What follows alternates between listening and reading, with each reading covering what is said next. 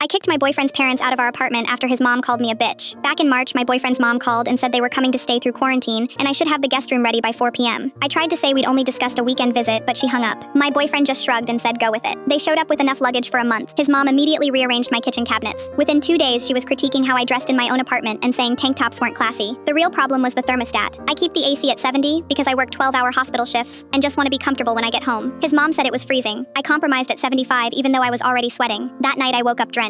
Someone had cranked it to 78. The next day it was at 82. Then they started turning the heat on when it was 88 degrees outside. I left notes. They threw them away. My boyfriend said I was overreacting. After 2 weeks I was cooked. I worked a double shift and duct taped the thermostat with a note that said do not touch. I got home at 6 p.m. and walked into an oven. The tape was ripped off. The thermostat was set to 98 degrees. My cat was literally panting under the coffee table. I went straight to the guest room and opened the door. His mom was folding laundry. I said you need to leave my apartment right now. She got in my face and said I had no right to barge in without knocking, that I was rude and ungrateful. Then she said she'd dealt with much bigger bitches than me before. I just looked at her. Then I said get out, both of you. Pack your stuff and leave. She started yelling about family and respect. I walked out and sat in my car until my boyfriend got home. He called saying I needed to apologize because his mom was crying. I said she called me a bitch in my own home. He said just come inside and we'd talk. His parents were posted up in the living room. His mom had this smug look on her face. My boyfriend said let's all calm down and figure this out. I said there's nothing to figure out. They need to leave. His mom said not until I apologized. That's when my boyfriend said this was kind of the point though. My stomach dropped. I stared at him. He wouldn't look at me. He said his mom suggested staying here so I could practice handling difficult situations, to toughen me up before we got married. The thermostat thing was a test to see if I'd stand up for myself. I asked if he gave them a key. He said yeah, like 2 weeks before they even arrived. Bro had planned the whole thing. Let them mess with me on purpose to see if I'd crack. I told all 3 of them to get out. His mom called me a bitch again and said I'd never find anyone better. I went to the bedroom and locked the door.